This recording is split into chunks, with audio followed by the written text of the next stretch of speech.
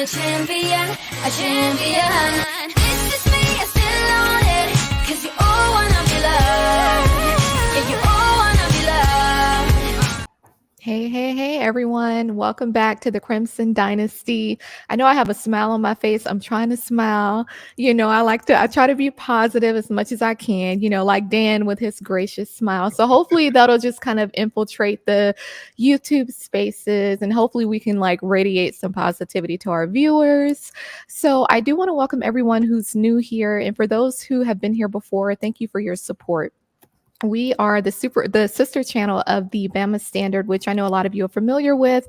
But before we get started, I do want to give a quick shout out to our sponsor, Workspace Solutions. So if your business needs a digital presence or a full-fledged marketing team at an affordable price, be sure to contact them. Their website is at the bottom of the screen. I'm sure you can find something that you need. They're really cool. Look, they are literally down to earth, and I think that they'll make everyone feel welcome, whether it's something you need now or maybe something in the near future. So like I said, we are the Crimson Dynasty. I'm your host. My name is C'Chi. Be sure to hit the like button. Go ahead and hit it now just so that we can get out to more people. Be sure to share it because we're going to go in tonight. I don't know how far in we're going to go, but look, I'm ready. I'm ready. Look, it is what it is. Like it's just fair game at this point. So I do want to introduce my guest co-host. This is Dan James IV. A lot of you are probably familiar with him from the Bama Standard on Tuesday nights, The Final Whistle. He is the lead recruiting analyst. He knows what he's talking about. He can tell you anything about the recruits, whether they're at Alabama or anywhere else, really. So, Dan, I want to first welcome you for joining me. I want to just ask, how are you doing on this beautiful hump day, a week after the unfortunate news about Coach Saban? How you feeling? I guess I'm at a, what you call it, a moment of loss truth. For words. Yeah, I'm at a moment of truth. Okay. So for me, I'm not one of those recent Alabama fans. I've been an Alabama fan a long time. Right. I've seen change. I've been through coaching changes. This is nothing new to me.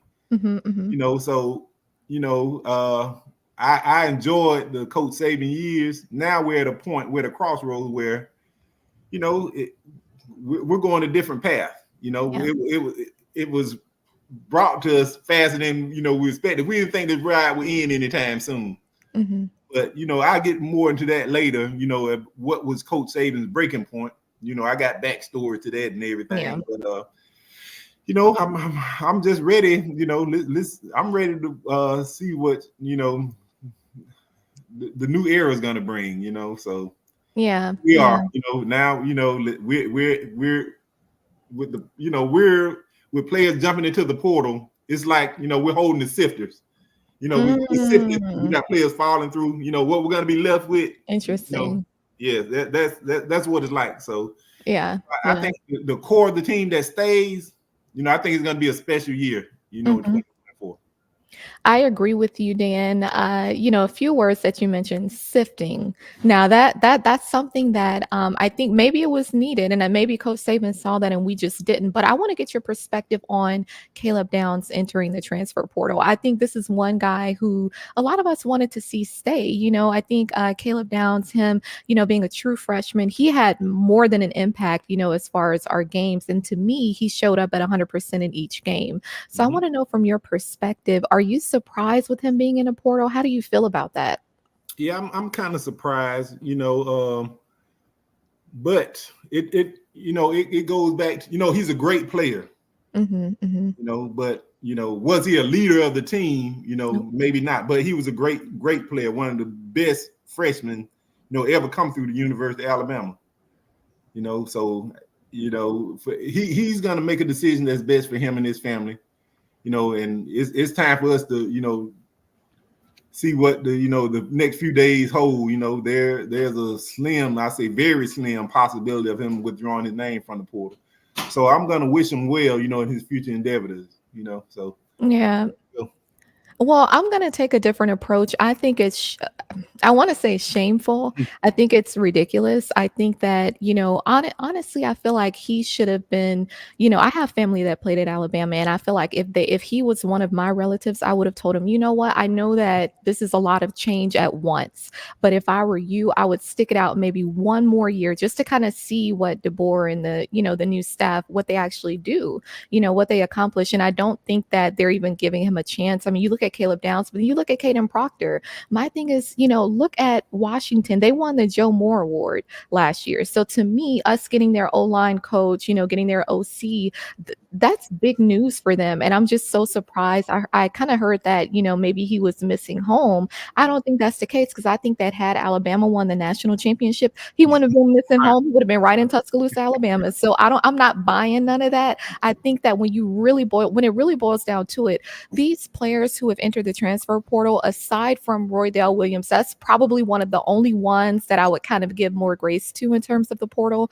I think that when you really boil it down, they were never committed to Alabama in the first place. Like, let's be real. They were committed to Coach Saban, period. And that's horrible. That's actually you never stake your career on one person, because if they can make your career, they can break your career. So my thing is, imagine what this looks like, for maybe some of the NFL scouts who are looking at this. They're going to remember that. They're going to remember the Ajayi Halls of the world, different guys who bounced around, just to see how much money they could get Isaiah Bond. So I just think that there's a lot to really it doesn't seem like it's been a week. It feels like it's been a good solid month. And it's so sad. Like, I literally saw people online saying, man, like, can y'all just give us updates on the portal once a week? Because if you're doing this every day, like, it's ridiculous. The NCAA, they failed at that as far as the portal. It shouldn't be wide open. I think the rules were because you could mess around and lose the majority of your roster if you really think about it. It shouldn't be wide open like that. But think about it now. What guidelines does the NCAA enforce now?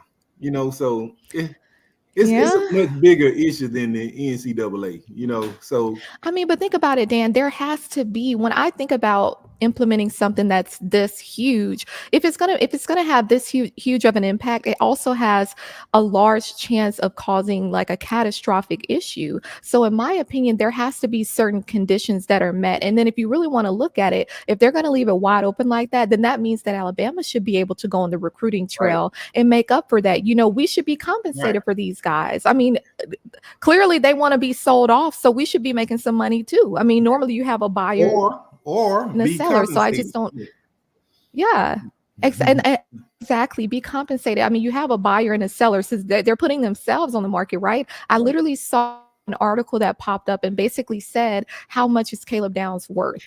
How much? And I'm like, this is crazy. But I mean, that's what they're signing up for. I keep thinking about, we do need to have a celebration for Coach Saban. I think maybe they'll wait until, I don't know, like 8-day time frame, spring or something like that. But I do think that these guys who decide to leave, the Isaiah Bonds of the world and all the others, y'all ain't invited. You can hopscotch right back over where you went. You want to drive around in a Lamborghini, stay over there where you are. So I just think that, how you do one thing is how you do everything. And I think that this is it reflects the character or lack thereof of these, transfers. So how did you feel about Caden Proctor? I mean, did you feel like, did that kind of catch you by surprise? Because I know he had gotten a lot of slack early on because of a lot of the missed tackles. So how did you feel about him entering the portal? Well, I was shocked, but then I wasn't. Yeah. Because Caden Proctor. I'm talking to Caden Proctor. We stuck with you throughout the season, through your pains and struggles. We stuck with you. We're proud of you. You know what I'm saying? Now, when you get a little more adversity, you choose you open up your options. If it's sick about, you're that homesick. We wish you well, but you either the term, either do it or get off the pot. It's just that simple. You know what I'm saying? If I'm gonna wish you well, I'm never gonna wish anybody that wore that script A any harm or any ill will. But now it's about the A. You know what I'm saying? We can start talking about the players that are sticking soon. Yeah. That's why I want to see who the true leaders are. We still got rumors of guys that may hit the portal, If they may hit the portal, if they haven't come back or tweeted or roll tide anything, you can expect them to hit a portal. That's pathetic. That's so pathetic. It's so pathetic. Right. I got to add a little bit here. This just face it, loyalty is completely dead when it comes to college football. In the old days, of course, Gene Stallings moves on. His players don't have a mass exodus to go to neighboring schools. They stick it through Mike DeBoer's and all the craziness that ensued after that, leading up to Coach Saban. But the reality of it is, it's a business decision at the end of the day. It's not about winning anymore. Let's go ahead and call it what it is. Winning does not come into the equation at all. It's about how much can you give me, NIL, how much endorsement money can you give me, and then it's about what can you get me, the NFL draft. And that's what it all comes down to, those three things. Yeah. And what Alabama fans are really going to have a wide awakening and with coming up is the fact that compared to states like Texas, Florida, and Ohio, the NIL isn't going to be anything compared to what those states can provide. Before all this came about, players came because of Nick Saban. He was our quote-unquote NIL.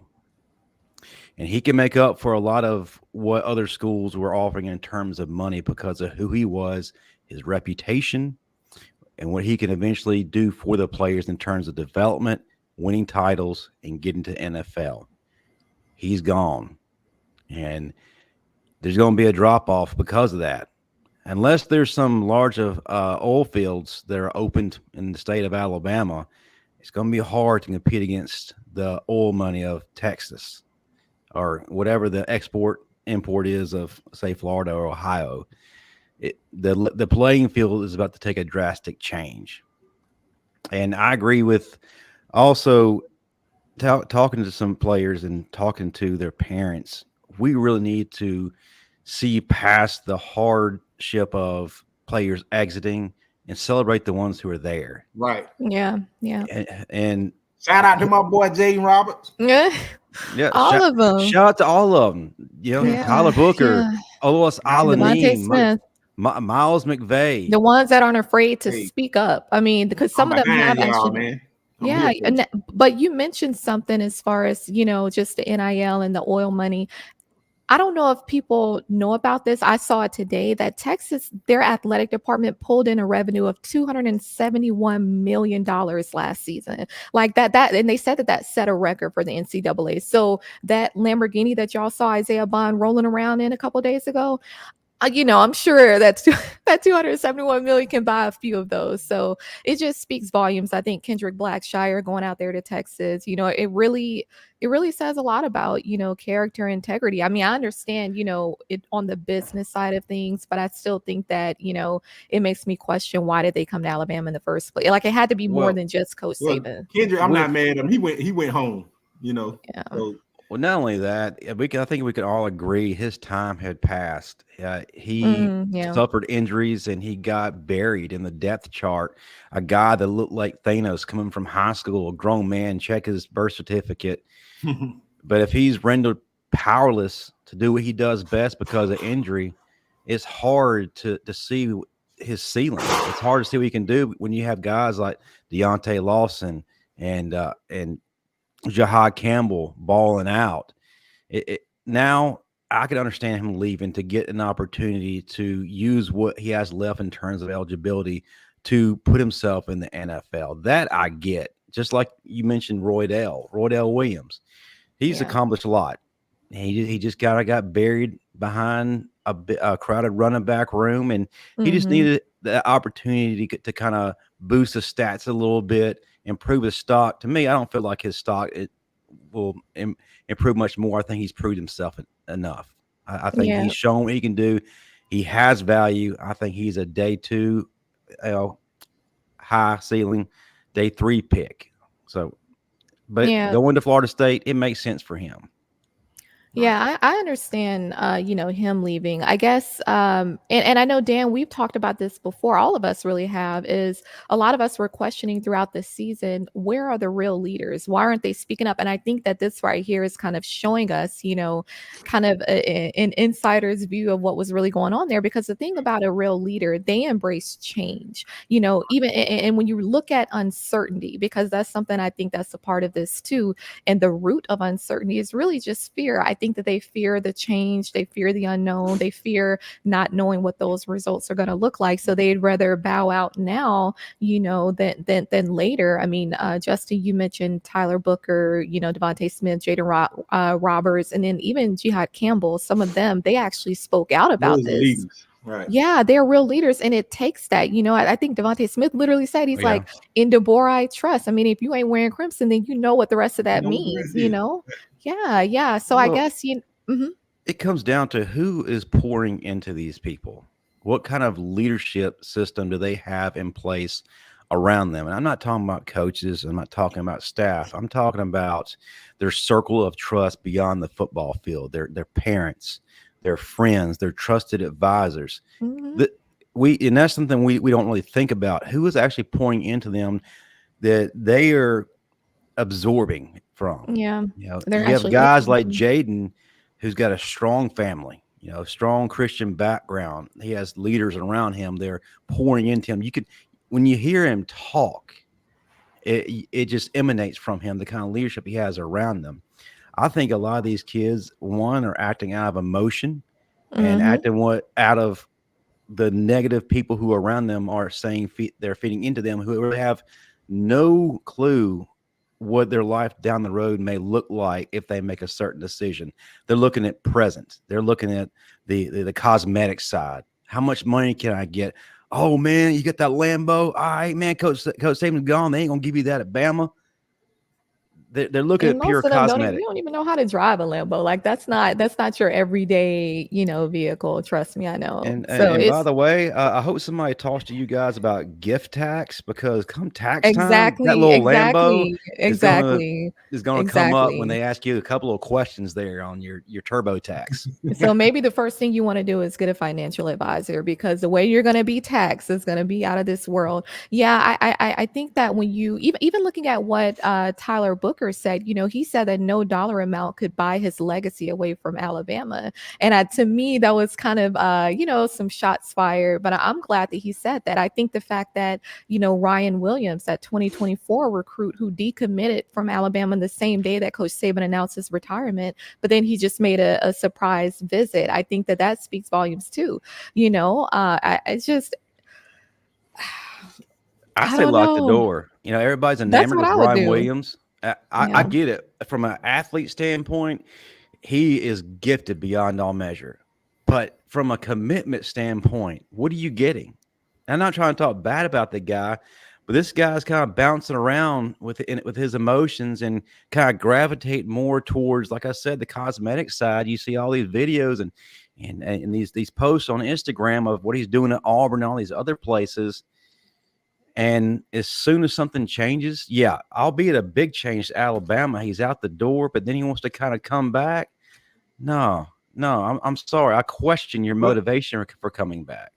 that means Coach DeBoer is in his ear, which is the best you can ask for at this time. So apparently, it says much the job that Coach DeBoer is doing. So for us to still have just as good a chance we had before of landing him, it was always going to be tough. Him being an Auburn legacy, but for him to get him back on campus, that was huge. To sit in team meetings, that was huge. So Yeah. we're gonna give this new staff a chance. We'll see how it plays out. But the thing about recruiting, it's gonna take a couple of cycles to build up those relationships. So we're behind the 8 ball. With Coach Saban springing this on us at the last moment. Right. And that's how, and that kind of segues into, the next topic, just looking at the leadership amongst the players, now that we have Coach DeBoer, and it makes you wonder, I did hear that I guess Coach Saban kind of had his eyes on DeBoer even, last year before we got Tommy Rees, but you would think that there is some level of impact to DeBoer coming to Alabama and also bringing some of his staff, with the fact that they just went to the national championship. I mean, you would think that that would hold weight, but I do think that, like we said, the Jahed Campbells, the Tyler Bookers. Now, are you all surprised by any players in particular who haven't spoke out? I mean, I don't know if Jalen Milroe has said anything. Are there any, like Malachi Moore? Is it anyone who you would have expected to speak out by now? Yeah, I'm Silence surprised. isn't necessary. Oh, go ahead, Dan. Well, yeah, I'm surprised we haven't heard more from Jalen Milroe. But the thing about it, y'all, this is, even after the 30 days, that's not the end of the Exodus. It's not going to be the end of it. Let's just face reality, because come spring, we're going to really know where we're at. I expect more guys to hit it in the spring. So we are really, in a numbers crunch. So that said, we probably won't hear from Jalen until after the spring. He's going to be in a tight quarterback battle. Right. And shout out to really quickly, shout out to Ty Alexander, because I don't want to miss this. No more plan for your favorite college or following footsteps of favorite players. College football is now a business. Sucks. Yeah. Defin, thank you for the super chat. Tweak the transfer portal with a buyout attached to each player. Similarly to Premier League football, that's the same thing we were saying. I mean, it has to. You're literally buying and selling at this point, and I hate to say it like that, but they're selling themselves. You know what I'm saying? And to me, you're actually selling yourself short. Yep. I mean, next guys will be, being buying out for a game, to throw a game. Guys doing this now, there's no telling where this game is going. Right now. Let's also look at this too. What if these players decide to form unions and then go on strikes? Let's get ready for it to be unionized. refuse to play until their demands are met. This is a reality, and I think that that's being swept under the rug, and everything's just being swept under the rug, or either a blind eye is being turned like, oh, it's not that bad, but yeah, it's that bad. Yeah, and I think with what's going on, I think it's really shedding light on, some of the issues. I mean, I think it was the same thing with the college football playoff rankings. I think this past season kind of shed light on some of the issues and maybe areas where they can fine tune it, but we can't afford to lose our entire roster. Now, I do wonder, where do you all think that Caleb Downs will land? I mean, do you think that maybe he's just testing the waters to see, what's out there? Or do you really think that he's, ready to leave? I honestly am kind of taken back a little bit as to his decision as far as where he will land. You immediately got to think of Georgia, being that's where he's from, and he obviously has a relationship with Kirby, and they were hugging it up after the SEC championship. That's logical. Of course, we heard rumblings that he may go to Ohio State, but then where has any player that's gone to Ohio State ended up after that? Ryan Day hasn't exactly produced the best in terms of NFL players, but I'm not sure. I'm kind of, like I said, I'm kind of blown aback by it, and then again, I'm not, just because of the culture that's been created. Agreed. What are your thoughts, Dan? I mean, do you feel like maybe Caleb is just testing the waters, or no? He's not testing the water. He's in the water. So teams are gonna come after him. Now, if it's more about it than just going home to Georgia, because trust me, what's stopping a Texas A&M or Texas from opening up the bank book, to them, So, I mean, if you're paying, giving Isaiah Bond a Lamborghini, hell, Caleb Downs might get a jet. Like Creflo Dollar. You know what I'm saying? So, hey, I mean, it's easy to say, oh, he's going back home to Georgia, but then again, it's not that easy. It's probably the highest bidder right now. Yeah, I agree. On a tremendous freshman season. You know what I'm saying? Yeah, you might see him flying in on the J. He might go live on Instagram flying in. Right. If he came to Alabama for NIL, you better believe he's listening to more than Georgia and Ohio State. You better believe that. Oh yeah, definitely. And I do want to shout out Tank Blunt. Thank you for the super chat. I know Bond is a big loss, but is it really that major? I feel like Kobe Prentice could bring everything Bond. Yeah, I agree. Look, we still have Emmanuel Henderson Jr., Jalen Hill, Cole Oh Adams, yeah. Kendrick Law. I mean, we still, and then the guys coming in, Rico, the tight end core. We still have really good receivers. And honestly, I think we had said maybe a few weeks before the national or the college football playoffs that why weren't we seeing more guys on both sides of the ball stepping up into leadership positions, not just Jalen Milroe. I mean, honestly, I would have liked to have seen a receiver do that. And I think, Bond, that would have made a statement. Now, I know that he's still kind of young, but I just think that now we're kind of getting answers to our questions as far as why certain guys weren't, being leaders. I don't know. It makes me think about all this poaching. And it's interesting that Coach DeBoer used that word, the poaching that's going on, Florida State and Texas. And that kind of segues into our next, thing that we wanted to kind of discuss is what's really going on there. I mean, we have on one side of the fence where Florida State, they were up in just shambles about Alabama getting into the playoff committee in the playoffs. But then now they're snatching up all our guys. I think they have at least 5, Sean Murphy, Earl Little Jr., Malik Benson, Roydell Williams, and then Terrence Ferguson, so it's just like, dang, like, I mean,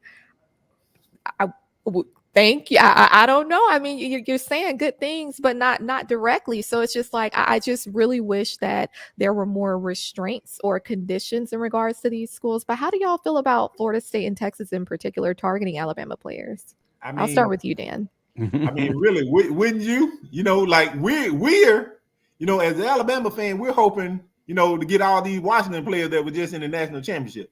So guess what? We're going to do the same thing with these Washington players as soon as they hit the portal. With Michigan, if Harbaugh leaves, hey, who's going to be snooping around Michigan's door? You best believe the University of Alabama is. So, we can't get upset at, other teams going out player because we have the best players. It just is what it is. Coach Saban put together a roster. So, if teams want to take the next step, Texas, they're going to come, they want to improve their roster. They're coming after Bama players. You best believe it. You know what I'm saying? They're willing to outbid Georgia because Kirby ain't playing that game. Agree. What do you think, Justin? Well, it's just like when they poach the coaches from us. They expect what happened at Alabama or Nick Saban's blueprint or fingerprint will automatically translate over to the school that they're bringing them into. Same with the players. They think it's going to be an instant impact where it's going to be a game changer. Hey, for Florida State, like Matt Caddell said last night, they finally have playoff experience. But yeah, they're all sharks at the end of the day. There's blood in the water, circle and devour. And that's exactly what they're doing. And because of the NCAA's glorious thinking of giving an open window to just go shopping and picking out what you want for 30 days, I mean, how do you not jump on that? It sucks because we're at a disadvantage because we can't do anything about it. We have all these products leaving the shelves, but we can't restock except for if we want to go to Washington and take what they've got. We're at a disadvantage. Yeah, don't get me wrong. Washington has a few guys that are very enticing right now to us and could definitely make up for some people who have departed. And if they have the mindset to accompany that, then we really don't lose anything at all. But yeah, absolutely. Florida State and Texas, they're not stupid. Steve Sarkisian is one of the best offensive minds in the country, a guy who's on the cusp of winning a national championship. And he didn't quite have all the tools in the toolbox to get over that hump and get that title. Now he may have that. And then, of course, our guy Mike Norvell at Florida State, he's stocking up to where there is no question they get into the playoffs next year. And they have, and that's what really, this is the biggest thing for Florida State. They didn't have the depth or the dudes beyond the first string to really go head with a Georgia or a Michigan or a Texas or even an Alabama. I mean, you saw that in the Orange Bowl. Yeah, granted, there were a lot of players who left, but there just really wasn't a lot of depth, and that got exposed, and they weren't even able to remotely hang with Georgia. And Georgia played with their backups for the majority of the game, and even their backups were still just way too much for Florida State. Yeah, I agree. And I think that one thing that's worth noting too is literally, I believe the day after Coach Saban announced his retirement is when Florida State was slapped with a bunch of penalties regarding just some violations of the NIL. And I think it's worth noting that because at the same time, certain guys from Alabama were committing there. So essentially, they have three NIL collectives. I think we only have one in Alabama. Hopefully we get more. So, whoever is listening, we can kind of figure some stuff out there because I definitely think that, there are opportunities for Alabama, but I do think that there are some conditions that need to be put in place. So we're looking at Florida State. They have three collectives, one in particular where, they can't even have any association with them within the next couple of years. And their offensive coordinator is being tied to that. And so just some violations in regards to recruiting and them going to a certain player who I believe ended up committing to Georgia, offering him a certain amount of money to basically, commit to Florida State, which he didn't. And so I believe the offensive coordinator is going to sit out on 3 games, but all this to say that, our guys are being so quick to jump into the portal and not even really thinking things through. If you're given 30 days, do you really need to jump that quickly? Because I feel like all of our guys have a lot of value. And so really any school would want to pick them up, whether it's today or in another week or another 2 weeks. So my thing is like, I think Justin, you were saying who is in these guys' ears? You know what I mean? Like you would think that at some point, these guys are young. Of course, they're not, I wouldn't say they're mature just yet. And so you would think that their parents would step in and kind of guide them. But then sometimes it could be the parents that's pushing them to do this. I mean, you just never really know. And so I just really hope that we get this under control. I don't know. It makes me wonder what DeBoer is saying, to the guys. I don't know how impactful it is. And let's be honest, he hasn't really built trust just yet. I mean, that takes time to build. But if you came to Alabama for Coach Saban and if you trusted him, then you would trust the new coaches and staff that we have. You know what I mean? Just, because he had a hand in that. So I don't know. I mean, are there any, what you going to say, Justin? Yeah, I got something that people really aren't noticing here. This gives Coach DeBoer an opportunity to draw the line in the sand where he says, you don't cross this line. I don't care what happened previously. And love the GOAT, but towards the later part of his tenure at Alabama, he was doing things that normally he wouldn't have done. He was letting things slide that it'd be a non-negotiable. And it got to the point to where things just started unraveling and control was lost. Well, this is a reset. This is a guy who comes in who can literally say, okay, this is how we're going to do it. If you don't like it, well, you can follow all these other guys out. And then he also has some players right now who are speaking up. Now, you may not see him being vocal on social media. You mentioned that earlier. That's how you said, well, we hadn't really heard much from Malachi Moore. We hadn't really heard much from Jalen Milroe. Well, yeah, on a social platform, but what are they saying in the football complex? For what I'm being told, they're cleaning the house themselves. They're not tolerating it. And then I even have one go so far as to say the changes that have been made needed to be changed. It needed to happen. And there's a house cleaning going on. And I know everybody is up in arms. Sometimes getting rid of junk to bring in treasure isn't exactly the worst thing. I agree. And honestly, I think that this is it's a good opportunity for the 2024 recruits. We're so used to at Alabama there being this competition where you get to see them kind of battle it out during A-Day and, they have fall camp and you don't know until literally right before the season who's going to start. And even then you may not know. And so I think that, for our 2024 recruits, some of these guys, the Zay Menzies, the Dre Kirkpatrick Juniors, Peyton Woodyard, like a lot of these guys, they're going to be able to get right in and play, and so I think that this is awesome. And then we mentioned Texas. I keep hearing that Archie Manning, don't be surprised if we see him enter the portal because he's definitely going to add value wherever he goes. And so, at this point, it's up for everybody. But I don't know. I feel like I've tried to maintain a level head when it comes to all this, transfer stuff. I think it's very ghetto. I think that, the NCAA, everything needs to be reviewed. And I think that, Coach Saban, when he sat down, maybe it was about a year or two ago, And he talked about the NIL and why he had issues with it. A lot of people just kind of blew him off, felt like he was just complaining or whatever. And now I think, the world is starting to see why.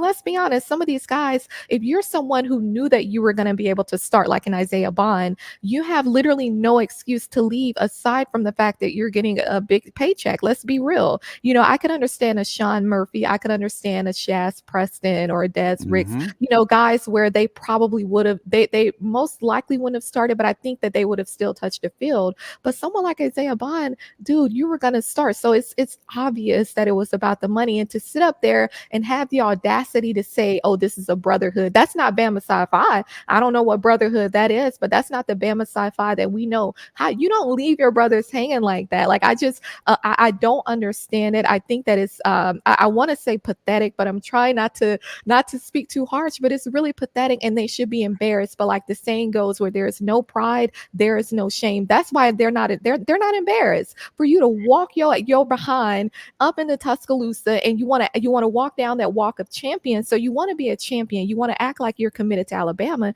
You're only committed to Coach Saban. Like, it really makes me wonder, had we kept Kevin still, but we lost Coach Saban, would they have stayed? Would Caleb Downs have stayed? And I honestly believe no. You don't make a whole life's decision on just Coach Saban. So that's going to be my rant. I mean, I may rant a little more. I'm lost for words, because a lot of us, we really try to, speak life, and we really tried to have these guys' backs when everybody else was just, going off about them all season. But then this is what they do. I mean, I feel bad for the current players, but all I kept thinking of were two words this last week: staying power. Not everyone has staying power. Not everyone is committed, but then they lack character. You can't be committed if you don't have good character or if you don't have integrity. And that just is what it is. So I do wonder, though, are there any, and I do see a super chat from William Morris. Thank you for the support, William. Bill from New York. Bill from New York. Look, the accent I'm so familiar with. It's nothing like the Italian accent. Do you think that Bond left because Milroe is not a conventional passing QB? He might put up better numbers. I don't know if I believe that, because with Grubb and DeBoer being in Tuscaloosa, who's to say that Milroe would start? We don't know that. So honestly, I can't say that I believe that. I mean, what do you think, Dan?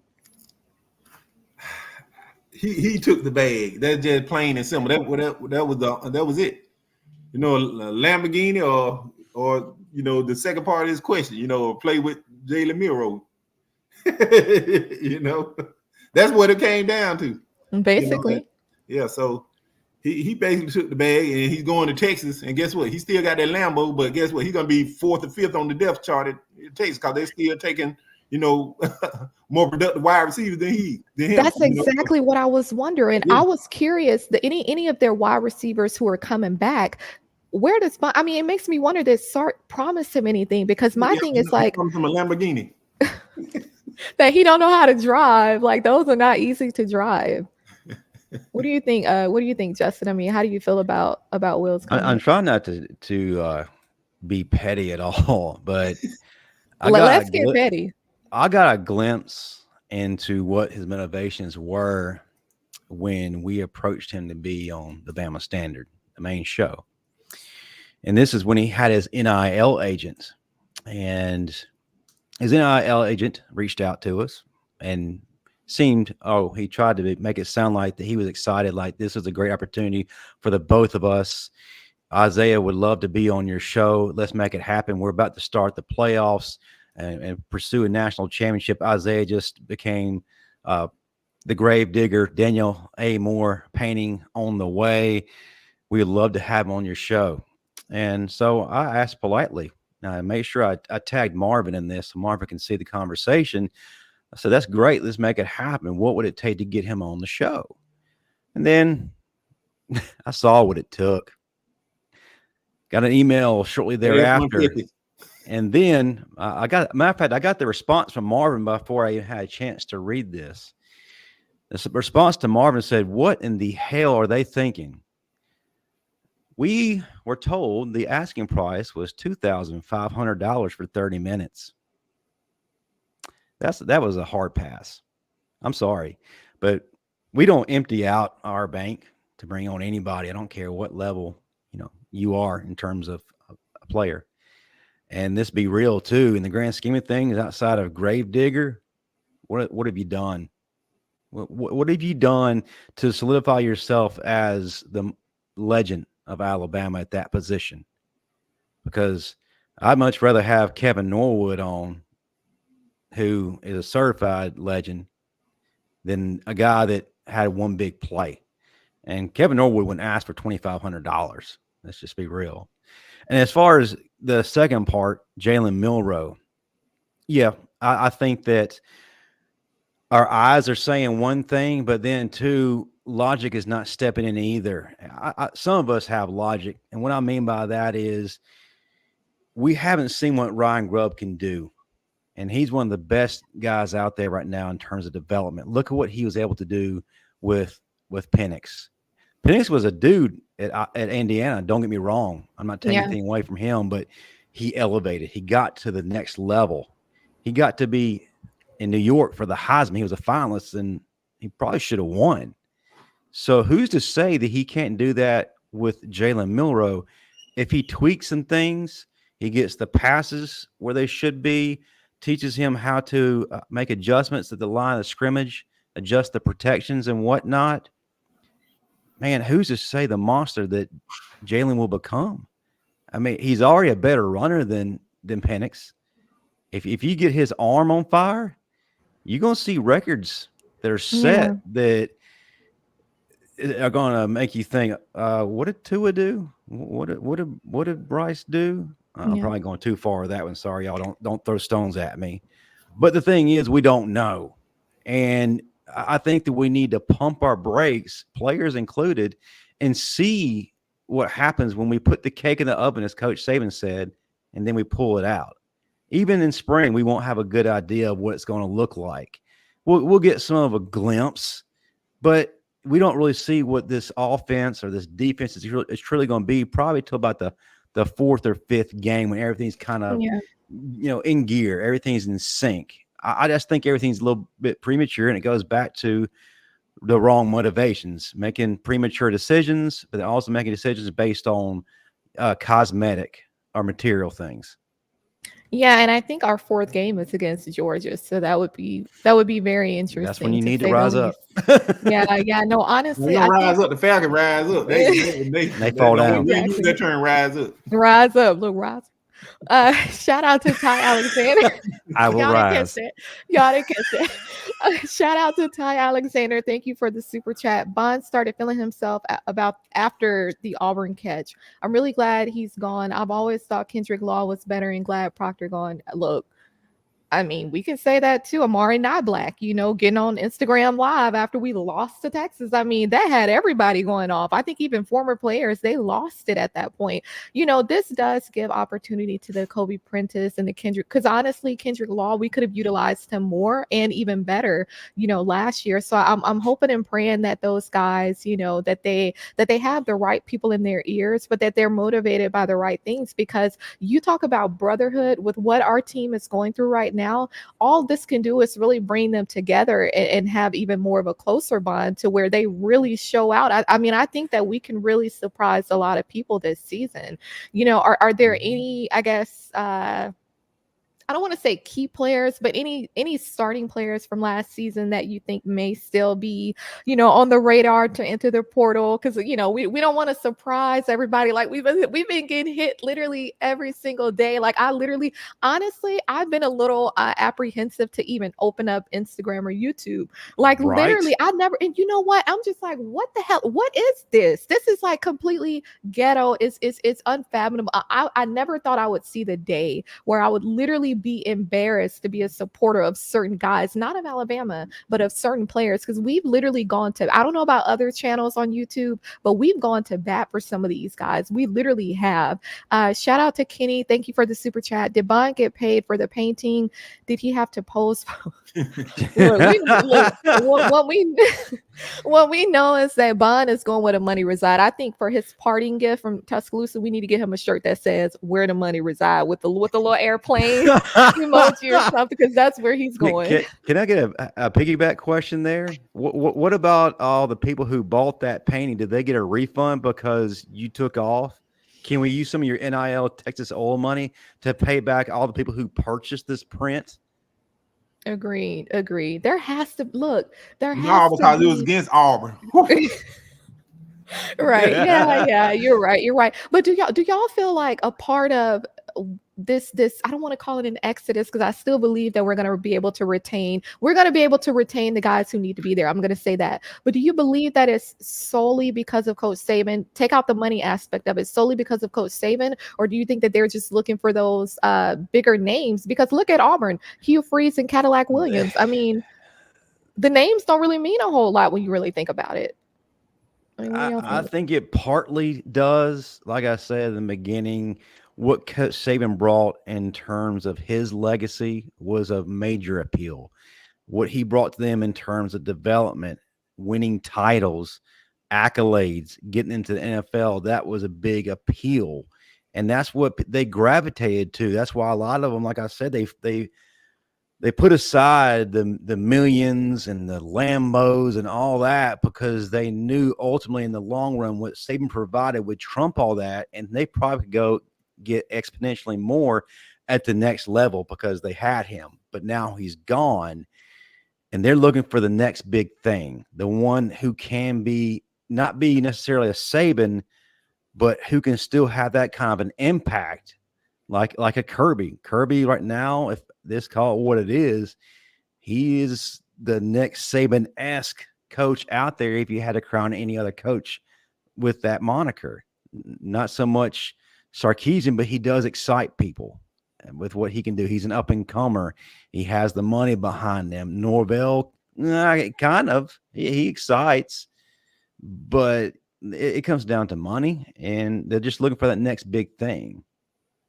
Yeah, but what is Norvell? What is their real aim down there at Florida State? Why are they getting so many Alabama players when I thought they were trying to leave the ACC?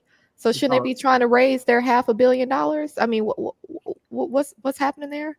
It's because the Alabama players are better than theirs. Plain and simple. That's just what it is. Let's just call it what it is, right? Just admitting that Bama was a better team. You willing to take out backups? Yeah, it is what it is, right? Look, I'm still apprehensive to get online because I just really hope that, I'm really hoping that that was an emotional period. It's been a full week, right? It was last Wednesday when Coach Saban made the announcement. I think that, it's kind of, hopefully we hit that peak, and then, we can kind of, steady out and the guys really get motivated. I think that you still have to give, my thing is, look at Coach DeBoer. Do you really think that a coach who took his team to the national championship and fell short with one of the top quarterbacks in the nation, do you really think that he's not going to be fired up to come back this season, especially with an Alabama team and win? That's what I don't get. I don't understand why they don't view it that way. Like, to me, I would literally feel, I understand that it's a lot of change, but at the same time, you're either a leader or you're not. Either manning up or you're not. And if you don't want to be a man, get the hell go on somewhere else. Go where they can baby you. Go where they have diapers, where they can put that diaper on you in the morning. They can get some baby wipes and wipe your behind after you go out there on that practice field. Go over there and let them take care of you like a child, because over here we're raising real men out here. That's what we're used to in Tuscaloosa, Alabama. And if you're not ready to be a real man, take your ass on. Like, I don't know I'm just tired of it. Like, they're really making it, they're almost it's almost a disgrace.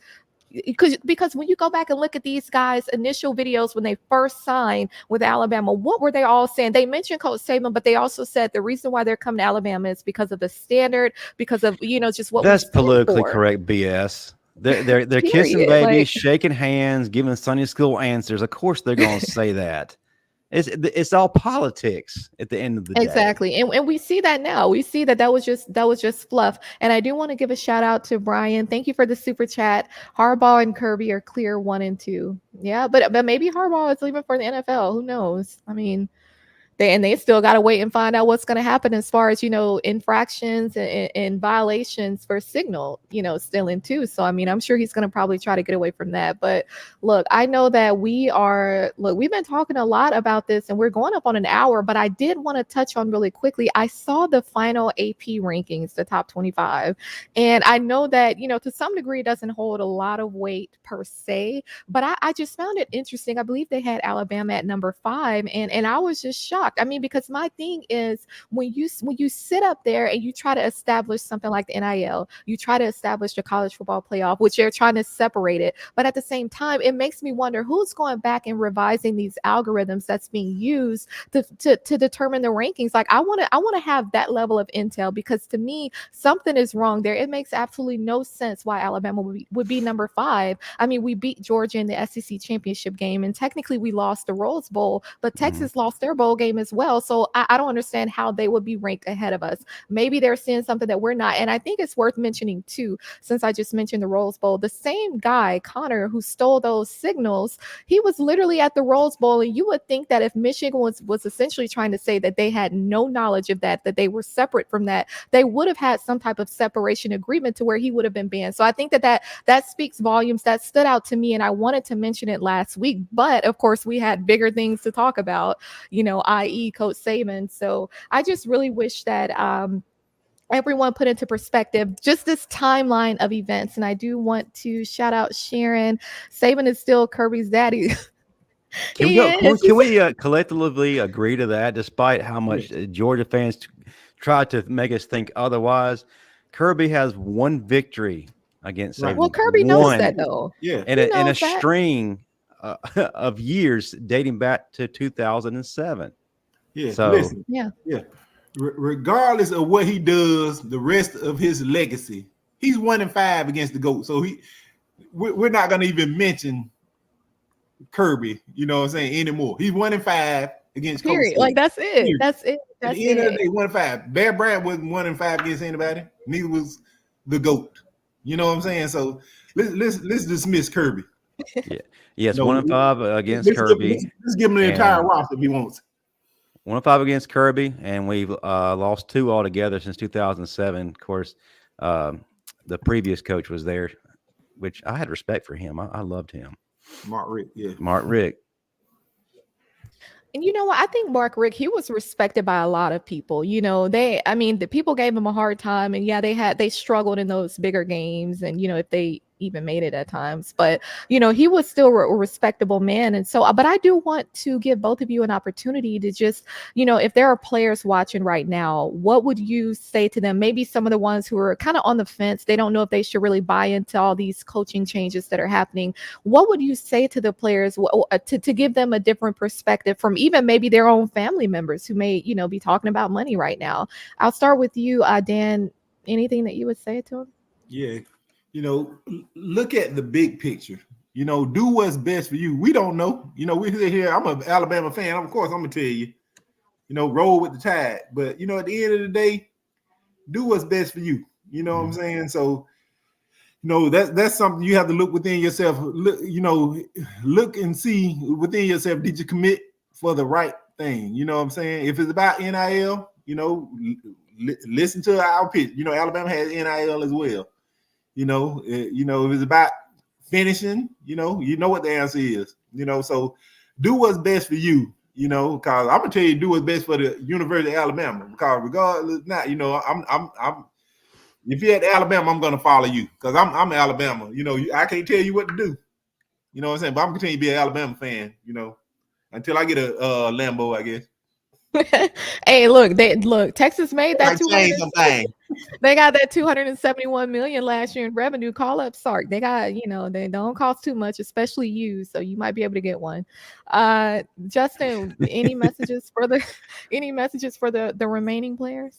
Yeah, and I think in order to properly answer that, you have to take the Alabama part out of the equation.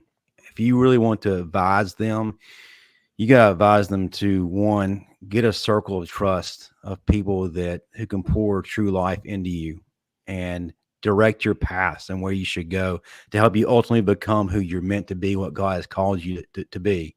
If you're not meant to be there, and in the heart of hearts that ultimately was not your destination or where you should be, by all means, walk through that door. But don't make a hasty decision. Don't make a decision based out of emotion or feeling, what this person or that person is saying, or what's even trending. Weigh it all out. Matter of fact, stay a little bit and get to know these coaches, these players. For some of y'all who have only been there for a short time, not only have life poured into you, pour life into them. Give to them. It's a give and take. It's reciprocation. If you want to trust this coaching staff, pour into them. And at the end of the day, after you've done that and you feel like, you know what, it's just not what's best for me, then great. But I feel like if you really give an opportunity and do those things, you'll find that this is probably where you do need to be in the long run. And if you cancel out all the noise and make a decision based on what's logical, you're going to make the best decision for yourself. And for me, as a believer, I move on what God tells me to do, not what man tells me to do, because at the end of the day, man fails. We're humans. We all fail. That's why we need a savior. Yeah. So trust the right sources. Yeah. And see, and I'm going to piggyback off of that. And shout out to Barian Palmer. Thank you for the super chat. Recently, Alabama hasn't done a good job utilizing the young talent. I hope this new staff will implement a 2-3 deep roster rotation at all positions. Look, I hope so too. I think that they will. I think that they will. I think that looking at how Washington, played, how they beat Oregon twice, just some of their key games last season. I mean, to me, there are so many opportunities that I wouldn't necessarily write anything off, but I do want to piggyback off that because it's not enough to just put God or whatever in your Instagram bio, because a lot of them like to do that. But my thing is like, well, are you really living that? Because did you pray about that decision first?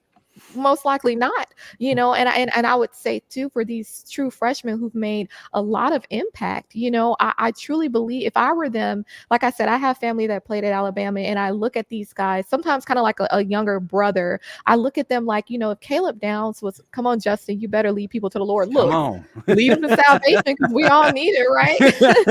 We all need it. Look, none of us are above God at the end of the day. We can act like we're big and this and that, but we still have to realize what things really are. But I think that, if you're a true freshman, the Caleb Downs of the world, Caden Proctor, I would have advised them to give it another year. Give it another year. You're not really losing out on a lot per se, because you never know what could happen. But, at this point, I think that a lot of these guys, they're showing us, their character, the leader, who the real leaders are, and then the ones who were, kind of perpetrating. Let's see. This chick doesn't add anything to football discussions. Dante, you watching me. I'm not watching you. So go ahead and drop a super chat, because you watching me on a Wednesday night. I ain't watching you. I'm pretty sure I know much more about football than you. Go ahead and grab if you knew better, go ahead and grab you a mic, start your own podcast, because there's 545 people right now watching that say differently. Yeah. I mean, look, y'all know what it is. When we come here, we speak facts. We like to break stuff down. It's not all about emotion. I understand that's a part of the human element, but at the same time, you have to take that aspect out of it and just keep things, be real about it. Keep the main thing. How you do one thing is how you do everything. A lack of leadership in that locker room. And I think that Coach Saban knew that once he announced that retirement, we would see this. This is what this will be brought to light. This is what he was seeing. He was seeing the lack of leadership, and he had something to compare it to the previous classes. And look at this mess that we're seeing. I mean, it's literally embarrassing. I understand doing what's best for you and your family, but at the same time, you don't sell yourself out like that. To me, you're selling yourself. So if that's the case, we can put a price tag on it then. So that's what we should start, doing then. If it's gonna, I think we had 24 players in the portal, 24, 25. I lost count.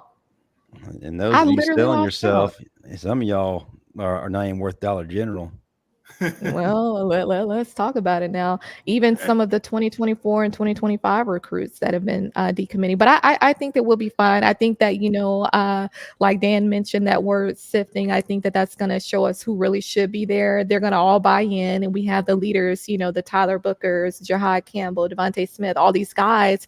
Jaeden Roberts, who are speaking up, and we need them to be more vocal. I want to hear Malachi Moore. I want to hear Jalen Milroe. I want to hear these guys actually speak to the guys. But I know that we're coming up on time. I do want to thank those who are in the live. Thank you for being active in the live chat. We really appreciate it. Ty Alexander, thank you again for the super chat. She's definitely pretty and knowledgeable. I'm watching. Look, whatever Dan? Y'all. What about Dan? Nobody said a word about Dan. I know. Look, it's all love. Look, Dan always keep me laughing. It's just honestly, we have a good time. I really appreciate the support. Even though, look, give him the look. Hey, Tell them to screenshot it and tell them to save it. Let them Yeah. build. Like, y'all looking for a wallpaper, go ahead and screenshot this. Wow. Save it to your background on your desktop. So especially y'all haters, y'all come to watch us. Just remember that start your own show. If you think that we don't know what we're talking about, start your own show. We can collaborate on Instagram because look, you can get read from left to right if you really want to. So we're going to leave that there because I don't want to go down a rant or a rabbit hole. Thank you, Sharon, for the super chat. We really appreciate your support. I'm going to say this girl right here is someone you need to have on the show as a co-host. And come on. Look, She's too shy, but she's got some knowledge and she can hang. So, Sharon, I'm calling you out now. It's your time. That's good to know. So, Sharon, look, I'm more than willing to have another pretty face on the show. So that day will come whenever you feel comfortable to join. But I definitely want to thank all of our viewers. Thank you for being active in the chat. Be sure to like and comment and subscribe as well, because we'll have more content coming out. But I definitely want to quickly state that we do have another show coming up. Is Teek's Take coming on after this? He is taking the week off, but he will resume next week. Okay. Got it. And good for them. But I did want to remind our audience that, your game day, I know that we don't have any games coming up just yet, but go ahead and get your gear. Your game day is not the same without the title towel. So be sure to visit the website listed below to order yours today, and also use the promo code standard for an exclusive discount. So I would be remiss to just say, Dan, thank you for joining. Justin as well. Turn your camera on because you're always here. You're just, moderating the comments because people think that they're slick. I see another super chat from Del B. Thank you for your support. It's all good, girl. We love the show. Roll Tide. Look, I got so much love for y'all. A lot of y'all have been consistent. I recognize the names and I really appreciate the support. But before we leave, Dan, do you have any social media that you want to promote or any shows? Yes. You can catch me on X, formerly known as Twitter, at the Final Whistle Fan. You catch me every Tuesday night, on this very network here, the Final Whistle. I'm waiting for I guess we start doing some basketball post-game shows. I'll lead it up to my boss man. But, it all begins here. I appreciate everybody. I appreciate everyone in the chat.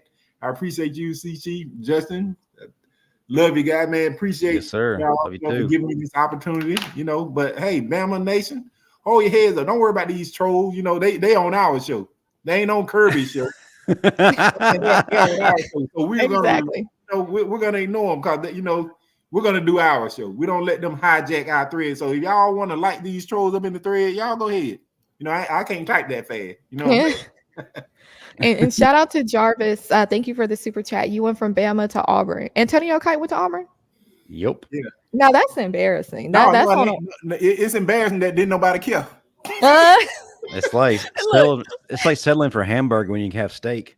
I know we don't do that over here. We always choose steak. I mean, what does that even mean? Filet. That's my thing. It's like you at least if you're gonna leave, go to better. Anytime you leave anything, you go to better. Y'all are going to sit in somebody else's depth chart. Ain't nobody checking for y'all. Like, you just look crazy. Now you just look emotional at this point because you could have stayed at Alabama, but they're gonna learn the hard way. I think they're gonna regret it. And shout out to all the players who are choosing to stay and ignoring the noise and the internal rat poison that's going on. But I do want to ask Justin, do you have any social media or anything that you want to pop off? Yeah, a couple of things I'll mention. Aloha Salanine has said can't wait for year 2. So, hey, the offensive line is going to be lethal. I'm telling you, this kid is going to be the next big thing. Y'all are sitting there pining and crying over who we've lost again. We stress. Celebrate those who were there. Exactly. And lost in all this madness. Have we forgot about Tide Hoops balling out last night? Missouri made a mistake by traveling to Tuscaloosa, and we sent them out. We spayed the Tigers. Look, Coach really sent them out. Hey, man, Nate Oates, come on now. He controls violence. Look, he liked, didn't he? He did. He let it. Was about. Go ahead, Coach. I see you. He did. He let him know. Look, he tried Coach Oates at the wrong time. It's a trying time. You don't want to try a Bama fan right about now. Not in the last week. You don't. I think he's feeling some type of way too. He let him know for real. Not in the Coleman Coliseum. No, it's not in the Coleman Coliseum. Coming up at his house. Exactly. We got a lot of content coming your way. We're the #1 channel for Alabama content out there. And if you don't believe me, just go check the numbers. Go check what we have. This is one of the hottest shows as well. Our post-game show is going to be on hiatus until the A-Day game. Trust me, we will get you prepared for that. And also Coach Saban's retirement ceremony, we'll definitely let you know when that's going to take place, in conversation with the Paul Bryant Museum to keep us up to date on that. Also, too, we'll be partnering with the UFL, formerly the USFL and XFL, to cover their games. We're going to be covering Bo Scarborough. Chris Owens, our guy Chris Owens, is now playing for the Arlington Renegades. Bo is back with the Birmingham Stallions, was drafted this past Monday. And I'm going to go ahead and say it, in case you missed the news last night, the Birmingham Stallions have another B-Sci-Fi guy, and that's Slade Bolden. He is now with the Stallions. We'll be signing his contract tomorrow. So, yeah, y'all show up and show out at Protective Stadium to support them. And also check us out as we cover them. But, yeah, follow us all on all social media at the Bama Standard. We got a website, thebamastandard.com. Have a hot article written by our own Lushine Graves about who we have in terms of a coaching staff and why Bama fans need to stop being a little too worried and be excited, because trust me, as an offense, we're probably going to be one of the best in the nation next year. So get ready for all that. But yeah, and continue to watch and support these shows. Without you guys, we couldn't do without you. And I also want to, again, thank everybody for being with us during these past several days of covering the coaching exit and the coaching entrance, because, man, it's been tough keeping up with everything, as we all know. But you've been here supporting us. When Coach DeBoer was hired, we had 25,000 of you show up. 25,000. So thank you so much for that. But that's all I got. Awesome. Well, I'll echo that. I do appreciate the support. Like I said, a lot of the names that I've seen them consistently. So I definitely, want to shout out all of you, whether you give, a super chat or not. I definitely appreciate it. I appreciate the engagement. Now, you can find me on Instagram. I don't really use anything else. I don't see my username on there, but I'll drop it. I was trying, normally we have it on the screen and it kind of appears and disappears, but it's beauty_of_intelligence. And then you can also catch me here, same time, same place. You may see like schedule changes here and there, but you'll definitely be notified. And be sure to subscribe. But when you subscribe, hit the notification bell just so that you're notified when we go live. Because look, we like to have people on as soon as we go live. The first ones in the comments, y'all really get it popping. So be sure to turn on that notification bell so you never miss a beat. So look, we're going to end it here. I know we had a lot to say and we've been echoing some of the same sentiments that y'all have heard elsewhere, but I know we give a fresh perspective. We like to have fun with it. So without further ado, I definitely want to thank our guests, Dan and Justin, for joining. Thank you everyone for the super chats. Thank you for the engagement. And we hope that y'all have a great evening. Look, it's still Roll Tide over here. We still rolling. We're going to keep rolling. We're going to keep rolling. And we still triggering back Georgia fans, so that's a good thing. Look, we live rent free in their heads. So look, I mean, I live in South Georgia, man. I wear that script A whenever I can, just to trigger. Look, I'll call Texas you tomorrow, Dan. I'll figure out if we can get you a Lambo. Figure out what model Isaiah might have. We'll get you. I'm 6'6". I need a big one. We'll get one custom. I mean, they got that $270 million, so we can get it customized and everything. We can put Dan James IV on the back of it. Just get it real custom. And have you rolling a Tuscaloosa looking good. That's right, looking all good. Right. Exactly. Well, thank you everyone for tuning in, and Roll Tide Roll. Look, don't let that anxiety take over you. We have a lot of guys that are going to stick around and more to come. So look, we got great things in store, and it's still Roll Tide over here. Have a good night. Roll Tide. Roll Tide.